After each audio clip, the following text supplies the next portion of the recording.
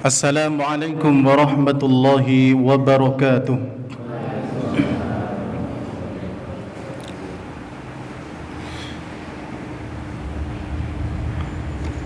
Innal hamdalillah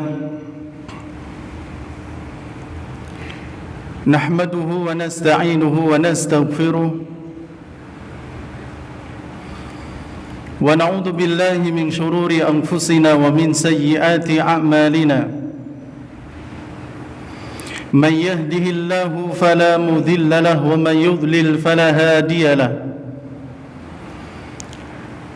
أشهد أن لا إله إلا الله وحده لا شريك له وأشهد أن محمدا عبده ورسوله صلى الله عليه وعلى آله وأصحابه ومن تبعهم بإحسان إلى يوم الدين وسلم تسليما كثيرا أما بعد. Jamaah kaum muslimin wal muslimat rahimani wa rahimakumullah.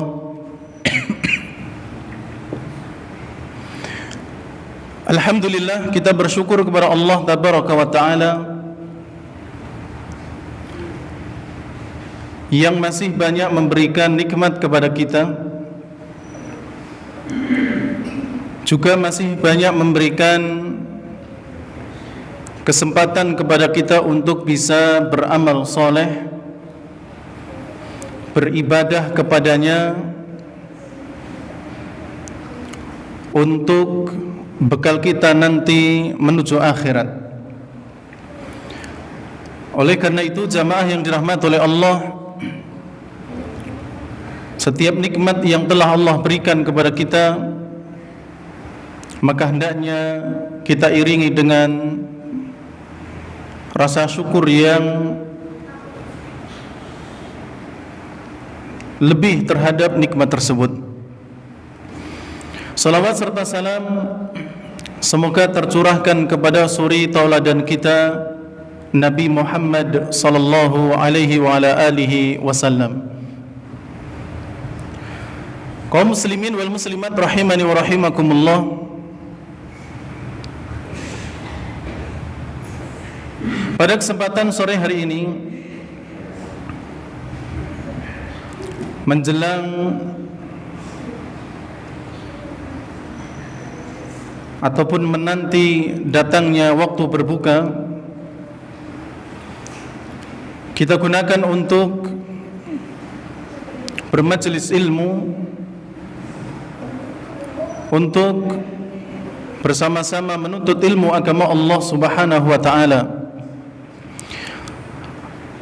Dan tema yang akan kita bahas di kesempatan kali ini adalah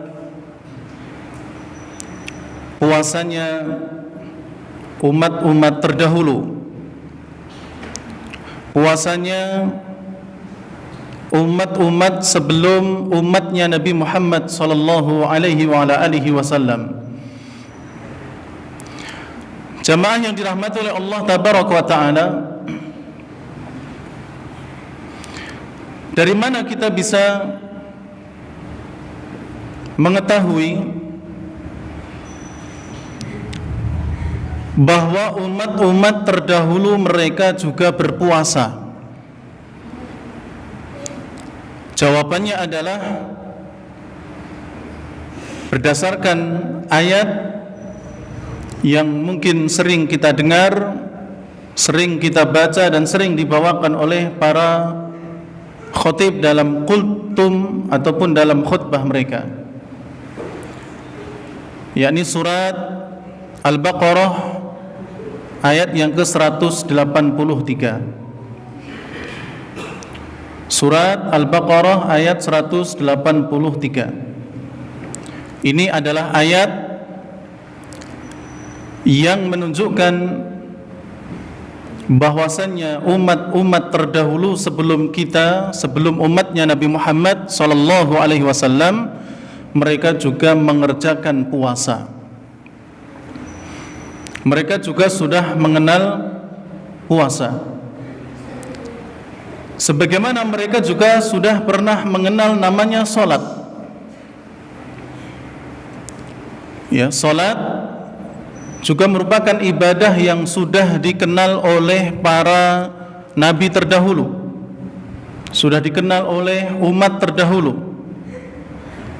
Dan selain salat, puasa ini juga sudah dikenal oleh umat-umat terdahulu. Allah Subhanahu wa taala berfirman, "Ya ayyuhalladzina amanu kutiba alaikumus shiyam kama kutiba alal ladzina min qablikum la'allakum tattaqun." Wahai orang-orang yang beriman, telah ditetapkan, telah diwajibkan atas kalian untuk berpuasa, kama kutiba alal ladzina min qablikum, sebagaimana puasa juga telah ditetapkan, puasa juga telah diwajibkan atas orang-orang sebelum kalian, la'allakum tattaqun, agar kalian menjadi orang-orang yang bertakwa. Potongan ayat kama kutiba alal ladina min qablikum, sebagaimana puasa ini diwajibkan oleh Allah kepada orang-orang sebelum kalian, inilah yang kemudian menjadi dasar bahwa umat-umat terdahulu juga mereka diwajibkan berpuasa. Jamaah yang dirahmati oleh Allah Tabaraka wa Ta'ala, sebelum kita melihat bagaimana tata cara puasa mereka, ya, puasa umat terdahulu, lalu bagaimana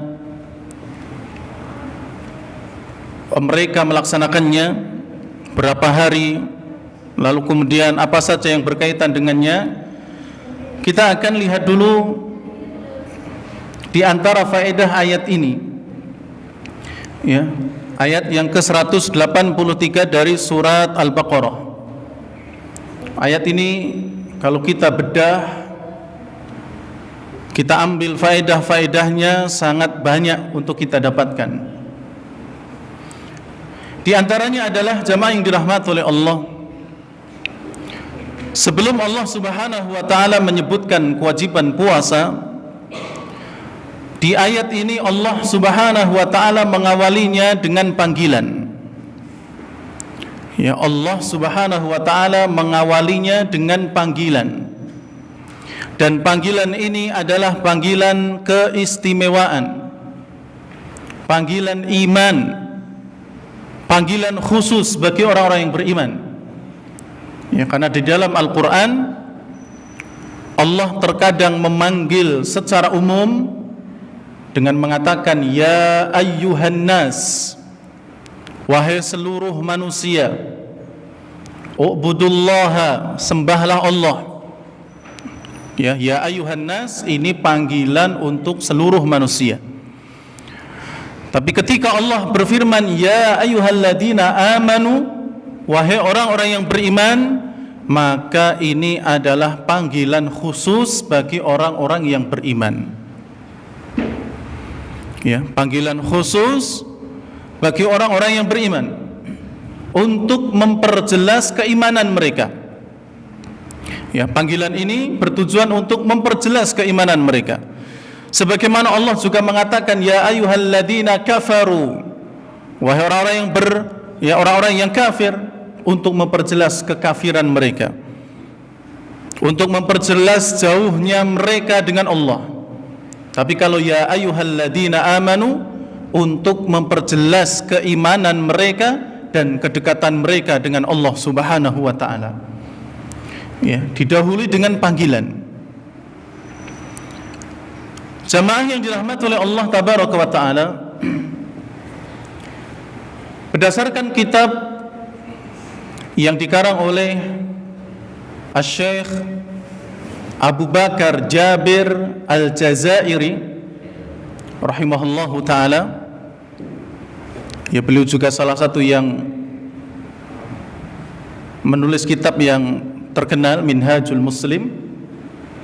Ya, Syekh Abu Bakar Jabir Al-Jazairi rahimahullah, beliau pernah menulis sebuah kitab dengan judul Nida'atu Ar-Rahman, Nida'atur Rahman fi ahli al-iman, atau li ahli al-iman. Ya, Nida'atur Rahman li ahli al-iman. Beliau menyebutkan bahwa panggilan Allah Subhanahu wa taala yang menggunakan ya ayyuhalladzina amanu itu mencapai tis'una nidaan. Ada 90 tempat dalam Al-Qur'an. Ya, 90 tempat dalam Al-Qur'an. Jadi nanti ketika kita membaca Al-Qur'an, ya, dan biasanya kita khatamkan, ya, Al-Qur'an itu di bulan Ramadan, maka pasti kita akan lewati ayat-ayat yang berawalan ya ayyuhalladzina amanu. Ya, maka kalau bisa ditulis, ya subhanallah, ditulis, ya, ayat berapa dari surat apa. Ya. Jadi ada 90 ayat dalam Al-Qur'an yang dimulai dengan ya ayyuhalladzina amanu. Dari surat Al-Baqarah sampai surat, ya, At-Tahrim. Ya, dari surat Al-Baqarah sampai surat At-Tahrim. Ya, ya ayyuhalladzina amanu tubu ilallahi taubatan nasuha. Ada 90. Ya, walaupun di kitab yang lain seperti kitab Nida'ul Iman fi Al-Qur'anil Mubin, ya, di sana disebutkan ada 89 tempat. Ya, ada 89 tempat. Kenapa berbeda? Ya, Syekh Abu Bakar Jabir Al-Jazairi, beliau memasukkan ayat 1 dan 2 dari surat At-Tolaq. Ya, ya ayuhan nabiyyu idza tallaqtumun nisaa fatalliquhunna li'iddatihinna wa ahsul iddah, sampai ayat yang kedua. Ya, beliau masukkan ayat ini. Ya, walaupun beliau berikan keterangan di bukunya tersebut bahwa sekalipun, ya, ayat ini dimulai dengan ya ayuhan nabiyyu, wahai nabi, ya, kata beliau ini pun berlaku bagi umatnya, ya, terkait dengan mentalak istri-istri mereka. Jadi walaupun pakai ya ayuhan nabiyyu, tapi ini juga nanti, ya, akan menurun hukumnya kepada umat-umatnya, sehingga umat juga pantas dan layak untuk melihat, mempelajari, ya, terkait dengan masalah tolak. Makanya ada perbedaan di sini. Ya, adapun yang lainnya semuanya pakai ya ayyuhalladzina amanu. Jadi jamaah yang dirahmati oleh Allah, ini adalah panggilan, ya, dari Allah Subhanahu wa taala untuk orang-orang yang beriman. Kemudian terkait panggilan ini, ya, panggilan iman yang diawali dengan ya ayyuhalladzina amanu, sahabat yang mulia Abdullah bin Mas'ud radhiyallahu taala anhu, beliau pernah berkata, "Idza sami'tallaha yaqulu ya ayyuhalladzina amanu," apabila kamu mendengar Allah Subhanahu wa taala berfirman ya ayyuhalladzina amanu, atau apabila kamu membaca ayat yang isinya ya ayyuhalladzina amanu, kata Abdullah bin Mas'ud, fa'ar'iha sam'ak, ya, fa'ar'iha sam'ak, fokuskan pendengaranmu, ya, fokuskan pendengaranmu. Kalau kita baca berarti fokuskan penglihatanmu. Bahkan Syekh Abu Bakar Jabir Al-Jazairi, beliau justru menguatkan dengan memfokuskan seluruh hal yang bisa memberikan, ya, bantuan untuk memaknai ayat itu. Ya, jadi pendengaran disiapkan, penglihatan difokuskan, ya, demikian pula hati, ya, juga kemudian ditata dengan baik untuk mendengarkan isi daripada ayat yang ada ya ayyuhalladzina amanu, ya, untuk melihat, mendengarkan isi setelah Allah manggil orang-orang yang beriman. Kata Abdullah bin Mas'ud, fa innahu khairun yu'maru bihi aw syarrun yunha anhu. Karena setelah panggilan ya ayyuhalladzina amanu, isinya adalah kalau bukan kebaikan yang diperintahkan, maka pasti kejelekan yang dilarang. Ya. Maka sekali lagi jamaah yang dirahmati oleh Allah, tatkala nanti kita tadarus Al-Quran, kemudian kita dapati ada ayat ya ayyuhalladzina amanu, maka silahkan lihat setelah kalimat itu, kalau bukan larangan, perintah. Kalau bukan kejelekan, kebaikan. Ya, makanya disuruh melihat. Ya, fa'ar'i sam'ak, ya, fokuskan pendengaran kalau itu adalah mendengar. Ya. Termasuk dalam ayat 183 dari surat Al-Baqarah, Allah memulai dengan ya ayyuhalladzina amanu, setelah itu kutiba alaikumusiyam, diwajibkan atas kalian, berarti kebaikan yang diperintahkan.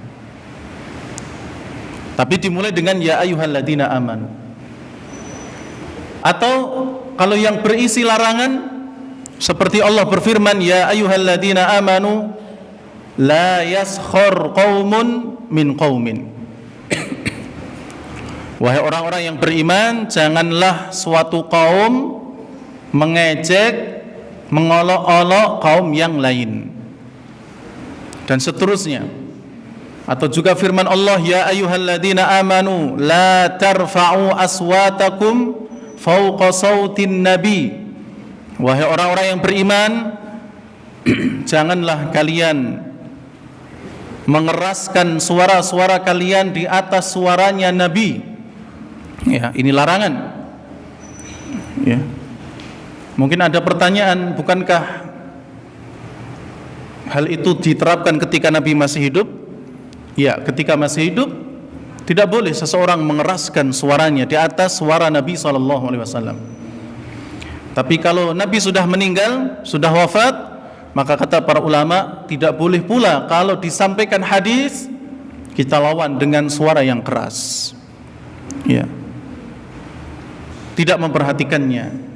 Maka ya, setelah Allah memanggil, di sana ada larangan, la tarfa'u aswatakum fawqa sautin nabi. Janganlah kalian mengeraskan suara-suara kalian di atas suaranya Nabi SAW. Atau ayat yang lain Allah juga berfirman ya ayyuhalladzina amanu tubu ilallahi taubatan nasuha. Wahai orang-orang yang beriman, ya, bertaubatlah kepada Allah Subhanahu wa taala dengan taubatan nasuha, taubat yang sebenar-benarnya. Jadi setelah panggilan Allah menyebutkan perintah. Sekali lagi jamaah yang dirahmati oleh Allah, kalau kita dapatkan ketika membaca Al-Quran ada kalimat yang diawali dengan ya ayyuhalladzina amanu, pastikan ya, setelah itu kalau bukan perintah, larangan. Kalau bukan larangan yang ya kejelekan yang dilarang, maka pasti isinya adalah kebaikan yang diperintahkan. Kemudian jamaah yang dirahmati oleh Allah tabaraka wa taala,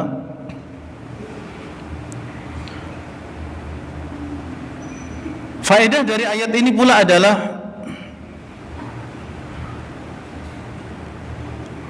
puasa di bulan Ramadan itu hukumnya wajib.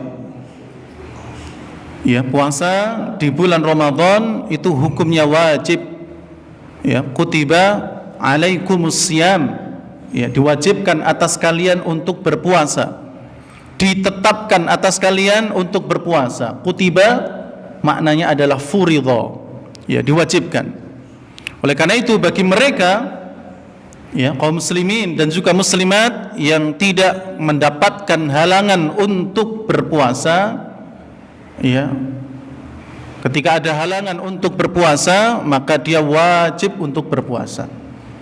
Ya, tapi kalau ada halangan maka tergantung daripada halangan tersebut, sehingga nanti akan menentukan apakah dia membayar fidyah ataukah mengganti di hari yang lain dengan disebut qadha, ya, mengganti ya puasa di hari yang lainnya. Kemudian jamaah yang dirahmati oleh Allah, juga termasuk faedah dari ayat ini adalah apa yang menjadi tema kali ini, bahwa puasa merupakan kewajiban yang juga Allah tetapkan untuk umat-umat terdahulu. Ya, puasa ini juga termasuk ibadah yang sudah dikenal di karangan para nabi terdahulu dan pengikut-pengikutnya. Oleh karena itu kita akan melihat bagaimana puasa mereka, demikian pula jumlah hari dan juga puasa apa saja yang mereka wajibkan atau yang mereka telah diwajibkan. Jamaah yang dirahmati oleh Allah, kata para ulama bahwa umat yang mereka diwajibkan puasa, mereka adalah umat-umat yang berada di atas tauhid, ya, yang mereka mengenal tauhid, bukan yang mereka beribadah kepada berhala. Walaupun ada juga ulama yang berpendapat bahwa puasa itu diwajibkan sejak Nabi Adam alaihissalam sampai nanti yaumul qiyamah. Berarti setiap nabi melewati masa-masa mereka diwajibkan puasa bersama umatnya. Walaupun di antara mereka para ulama ada yang berpendapat hanya umat-umat yang mengenal tauhid, ya, seperti di masanya Nabi Adam, di masanya Nabi Nuh sebelum muncul penyembah berhala itu, ya, di masanya Nabi Musa, di masanya Nabi Ibrahim, di masanya Nabi Isa, ya, mereka telah mengenal puasa. Jamaah yang dirahmati oleh Allah tabaraka wa taala, adapun yang sampai kepada kita secara jelas terkait dengan puasa zaman dahulu atau umat terdahulu adalah puasa Nabi Musa dan puasa Nabi Dawud alaihi wassalam, yang benar-benar diceritakan, dikisahkan oleh Nabi kita Muhammad sallallahu alaihi wasallam. Lalu kemudian puasa itu pun masih dilestarikan sampai zaman beliau. Ya. Nabi Musa alaihi salam, mereka ataupun beliau dan umatnya menjalankan puasa di hari Ashura, ya, di hari Ashura. Dan saat itu puasa ini hukumnya adalah wajib. Ya, saat itu puasa ini dihukumi wajib. Ya, sehingga Nabi Musa alaihissalam dan juga umat-umatnya beliau, ya, mereka pun diwajibkan melakukan puasa Ashura. Dan setelah ayat tentang puasa Ramadan turun, maka puasa Ashura dihukumi sebagai sunnah, ya, dihukumi sebagai sunnah. Kemudian jamaah yang dirahmati oleh Allah, ya, tentu kisahnya puasa Nabi Musa ini sudah sangat familiar di kita, ya, di mana Nabi SAW ketika tiba di kota Madinah, ya, beliau melihat orang-orang Yahudi berpuasa, ya, lalu ketika Nabi SAW bertanya, ya, ini hari apa? Kalian melakukan puasa untuk apa? Ya, mereka menjawab, kami berpuasa karena di tanggal ini Nabi Musa alaihissalam diselamatkan oleh Allah. Ya, maka kemudian Nabi mengatakan, fa'ana ahaqqu bi Musa minkum. Ya, aku lebih pantas, ya, untuk berpuasa dibandingkan dengan kalian. Ya, aku lebih berhak terhadap Musa dibandingkan dengan kalian. Maka kemudian Nabi memerintahkan, ya, kaum muslimin untuk berpuasa di hari Ashura. Kemudian juga puasa Nabi Dawud alaihissalam. Ya, puasa Nabi Dawud alaihissalam, puasa yang dikenal dengan sehari berpuasa, sehari berbuka. Ya, sehari berpuasa, sehari tidak. Ya, ini adalah puasa Nabi Dawud alaihissalam. Suatu hari jamaah yang dirahmati oleh Allah, Abdullah bin Amr pernah datang kepada Nabi SAW. Lalu beliau berkata kepada Nabi, "Ya Rasulullah, sesungguhnya aku benar-benar sangat mampu untuk terus-menerus berpuasa. Ya, saya mampu untuk terus-menerus berpuasa." Lalu kemudian Nabi SAW mengatakan, "Fa innaka la tastati' dzalik." Sesungguhnya kamu tidak akan mampu untuk melakukan itu, ya, berpuasa terus tanpa berbuka, tanpa berhenti, ya, maka kamu tidak akan mampu. Oleh karena itu, fasum wa aftir. Ya, kalau kamu berpuasa, ambillah hari di mana kamu juga tidak berpuasa. Atau kalau kamu, ya, tidur, ambillah waktu untuk tidak tidur. Jadi Abdullah bin Amr ini, ya, mengaku kepada Nabi SAW bahwa dia mampu berpuasa seumur hidupnya, ya, tanpa berhenti, tanpa putus.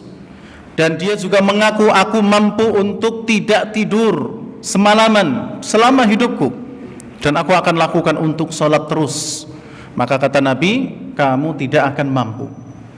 Ya, kalau kamu puasa, ambil hari di mana kamu juga tidak puasa. Kalau kamu tidak tidur, ambil hari di mana kamu tidur. Ya, jadi kamu hidupnya, kalau puasa, ada hari di mana kamu tidak puasa. Atau kalau kamu bangun, ya, tidak tidur, ambil hari di mana kamu harus tidur. Harus seimbang. Ya, tidak bisa kemudian bangun-bangun terus.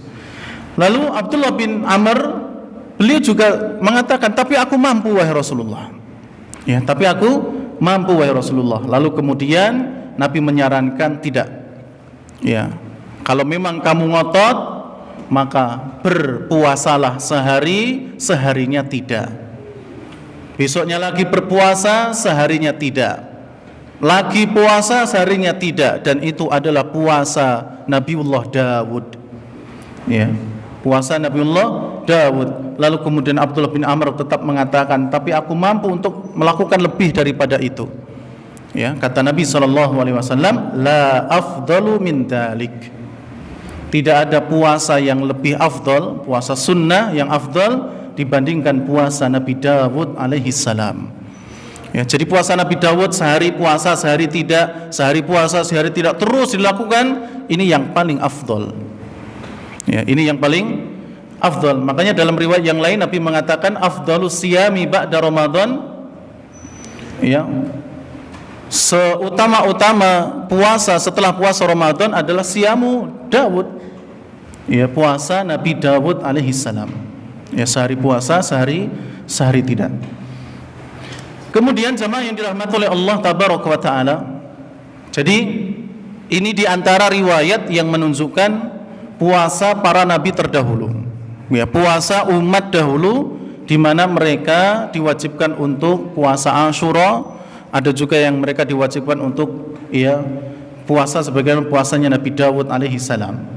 Ya, tapi kemudian puasa Asyura, puasa Nabi Dawud di zaman Nabi Muhammad SAW, hukumnya adalah sunnah. Kemudian juga jamaah yang dirahmati oleh Allah, termasuk bentuk puasanya umat terdahulu adalah puasa tidak berbicara. Ya, selain mereka menahan makan dan minum, mereka juga menahan untuk tidak berbicara. Hal ini sebagaimana yang pernah dilakukan oleh Maryam.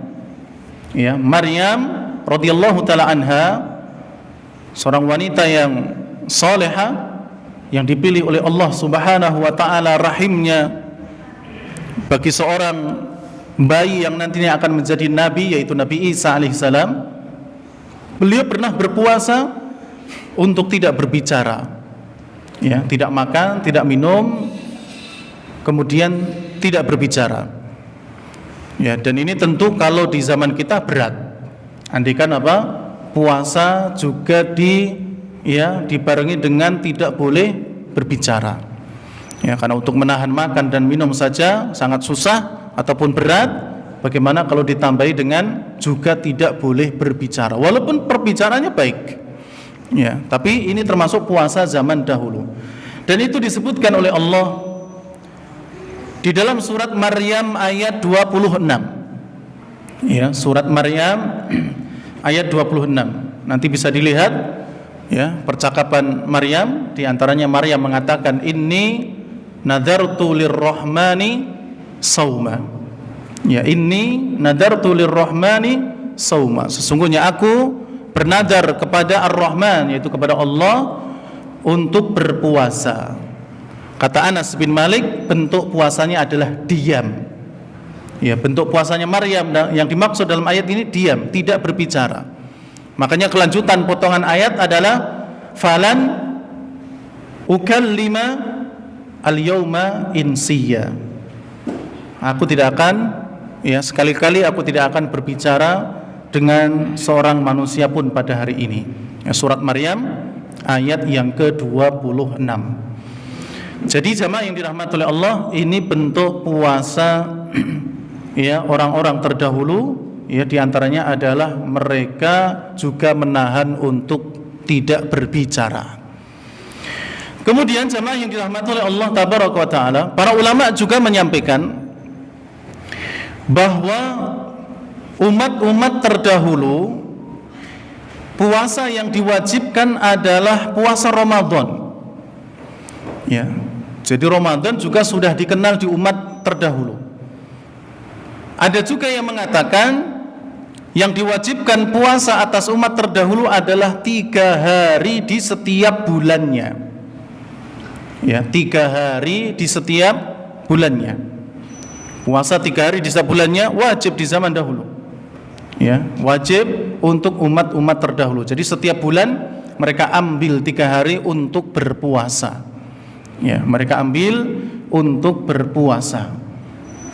Ini diantara bentuk puasa orang-orang terdahulu, ya, umat-umat sebelum Nabi Muhammad SAW. Namun puasa ini kemudian di zaman Nabi hukumnya adalah sunnah. Ya, jadi setelah datang Nabi kita Muhammad SAW, ya, lambat laun puasa 3 hari di setiap bulannya itu dihukumi sunnah, ya, tidak lagi wajib.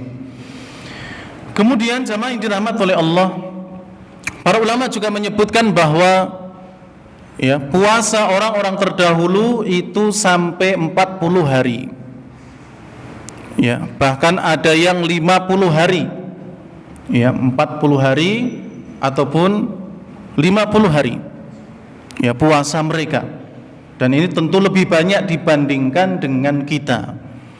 Yang mana puasa kita kalau tidak 29 jumlahnya ya 30. Ya, kalau tidak 29, 30 puasa kita. Ya, karena Nabi mengatakan asyhru kada wa kada. Ya, bulan di kalender Hijriah itu kalau tidak 29 ya 30. Ya, kalau tidak 29 30. Berbeda dengan kalender Masehi, di mana kalender Masehi ada yang jumlahnya 28, ada juga yang jumlahnya 31. Ya, tapi kalau Hijriah kalau tidak 29 30. Ya, jadi umat terdahulu 40, ada yang sampai 50. Ya, puasa mereka. Bahkan para ulama mengatakan orang-orang Yahudi mereka juga diwajibkan puasa, tapi setelah itu mereka meninggalkannya. Orang-orang Nasrani juga mereka diwajibkan puasa, sekian lama mereka berpuasa, kemudian cuma mengambil beberapa hari saja. Setelah itu mereka tinggalkan. Ya, jadi mereka juga pernah berpuasa. Dan juga yang disebutkan oleh para ulama bahwa puasa umat terdahulu apabila mereka sudah tertidur di malam hari, maka bangunnya sekalipun sebelum subuh, maka sudah tidak boleh makan dan minum. Ya, di antara bentuk puasanya umat terdahulu adalah kalau setelah tenggelamnya matahari dia tidur, kemudian bangun sebelum subuh langsung berpuasa. langsung menahan makan dan minum sampai tenggelamnya matahari lagi. Jadi tidak boleh makan. Ya, misalnya setelah Isya tidur, ya bangun-bangun jam 12 malam, tentu masih jauh dengan ya subuh. Maka bagi umat terdahulu kalau sudah bangun ini, ya mereka sudah tidak boleh lagi makan dan minum. Ya, maka dia harus berpuasa terus sampai tenggelamnya matahari di hari berikutnya, di hari esok. Ya, dia harus menahan. Tapi kalau tidur boleh enggak? Ya tidur boleh. Tapi sudah ya dalam keadaan yang tidak boleh makan ataupun minum lagi. Oleh karenanya, ya puasa zaman dahulu tidak ada sunnahnya makan sahur. Ya, tidak ada sunnah makan sahur. Oleh karena itu jamaah yang dirahmati oleh Allah, makan sahur disunnahkan di umat Nabi Muhammad SAW adalah sebagai bentuk keringanan. Ya, coba dibayangkan saja, ya, apabila kita juga mengalami syariat di mana sahur tidak ada. Ya, sahur tidak ada. Ya, setelah sholat taraweh, istirahat tidur, bangun sebelum subuh sudah tidak boleh makan sahur. Maka tentu apa? Ini sangat berat. Ya, Nabi SAW pernah mengatakan tentang perbedaan puasa kita dengan ahlul kitab. Ya, faslu ma baina siyamina wa siyami ahlil kitab akalatus sahar. Ya, perbedaan antara puasa kita dengan puasa ahlul kitab adalah dalam urusan makan sahur. Ya, sekali lagi makan sahur disunnahkan di umat ini sebagai bentuk keringanan, rukhsah dari Allah untuk umat Nabi Muhammad sallallahu alaihi wasallam. Oleh karena itu, ketika seorang muslim melakukan rukhsah dan keringanan dari Allah, maka Allah sangat senang sekali. Ya, Allah itu sangat senang kalau rukhsahnya, keringanannya itu diambil. Keringanannya itu dilakukan. Ya, makanya Allah sangat suka dengan orang-orang yang mereka makan sahur. Ya, dan Nabi pun juga sudah mewanti-wanti umatnya agar mereka tidak meninggalkan makan sahur walau jur'atan min ma', sekalipun hanya sekedar minum seteguk air saja. Ya, jangan ditinggalkan. Walaupun mungkin ada orang yang kuat poso tanpa sahur, maka dia harus tetap sahur. Ya, walau hanya sekedar makan sedikit, ya, ataupun hanya sekedar minum sedikit, ya, maka hendaknya apa? Hendaknya ya ini dilakukan. Jamaah yang dirahmati oleh Allah tabaraka wa taala, ya, jadi itulah di antara gambaran puasa orang-orang terdahulu, ya. Bahkan tidak ada sunnah sahur itu sempat ada di awal-awal Islam. Ya, sempat ada di awal-awal Islam, kemudian dihapus dan diadakan sunnah sahur. Jadi ini adalah gambaran-gambaran sahurnya umat terdahulu atau makan ataupun puasanya umat terdahulu yang gambaran tentang mereka riwayatnya sangat sedikit, kecuali terkait dengan puasa Asyura ataupun puasa Nabi Dawud alaihissalam. Ya, adapun yang lainnya maka yang riwayat-riwayatnya itu terbatas, dan itu pun juga disebutkan oleh para ulama dalam kitab-kitab mereka. Jamaah yang dirahmati oleh Allah tabaraka wa taala, jadi ya, salah satu di antara faedah dari surat Al-Baqarah 183 adalah bahwa puasa ini sudah dikenal di umat-umat terdahulu dan gambarannya sudah kita sampaikan. Kemudian jamaah yang dirahmati oleh Allah tabaraka wa taala, juga di antara faedah dari surat Al-Baqarah 183 adalah bahwa tujuan yang akan diraih oleh mereka yang berpuasa, baik itu umat terdahulu ataupun umat Nabi Muhammad SAW, adalah gelar takwa. Ya, predikat takwa, sebagaimana di ayat yang terakhir.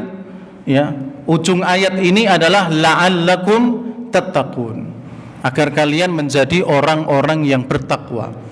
Ini adalah titel yang akan diraih oleh mereka yang benar-benar puasanya ikhlas lillahi ta'ala sesuai contoh dari Nabi SAW. Ini gelar yang luar biasa.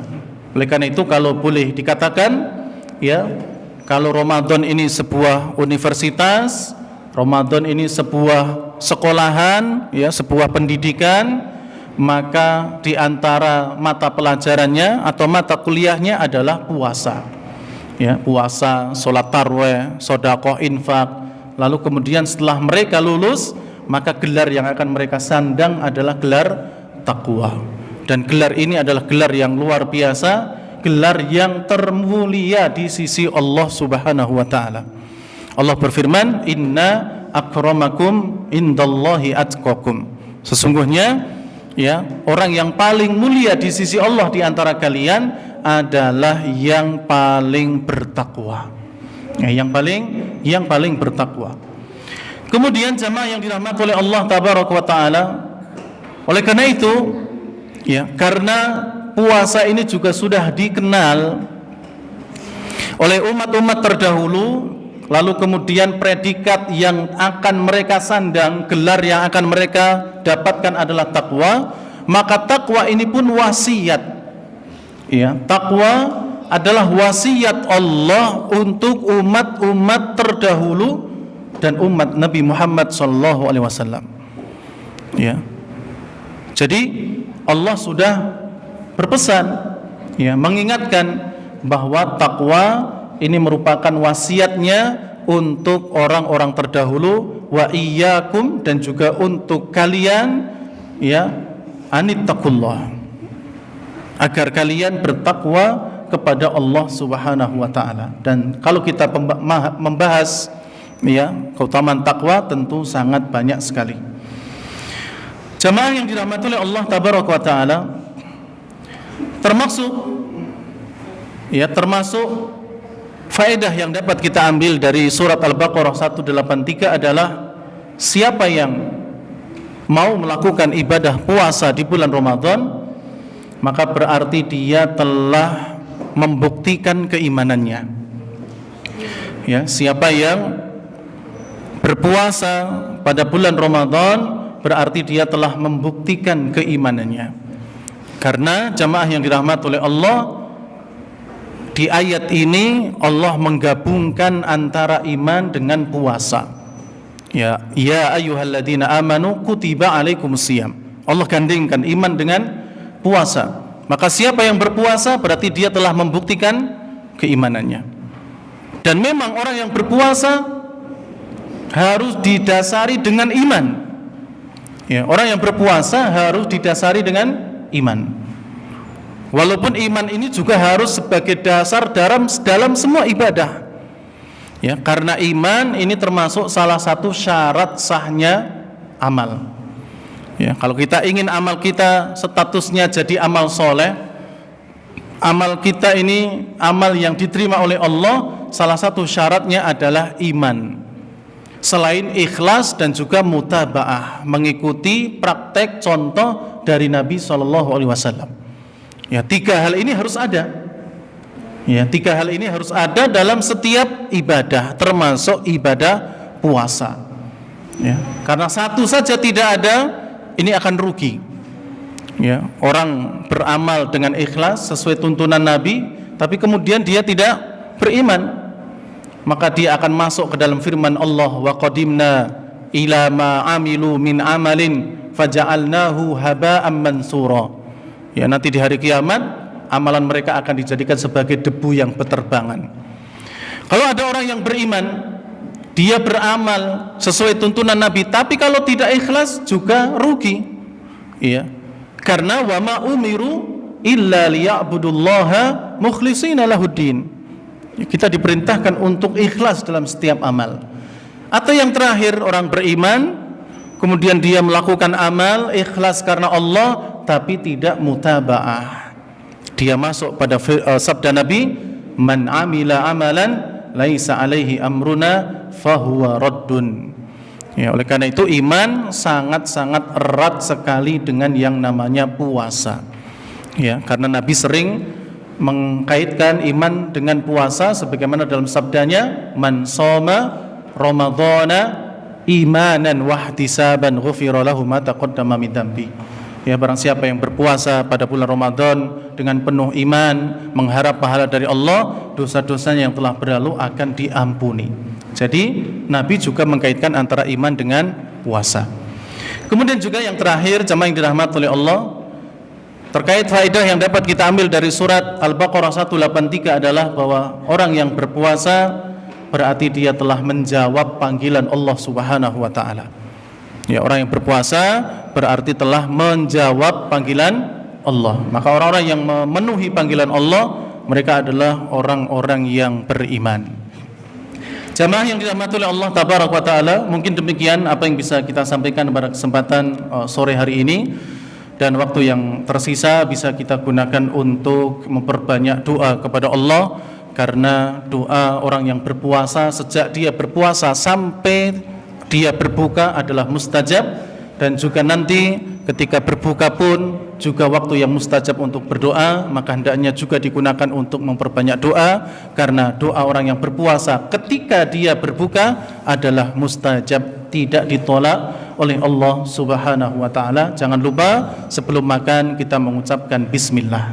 Demikian, kurang lebihnya mohon maaf. Kita akhiri, subhanakallahumma rabbana wa bihamdik, asyhadu an la ilaha illa anta, astaghfiruka wa atubu ilaik. Wassalamu alaikum warahmatullahi wabarakatuh.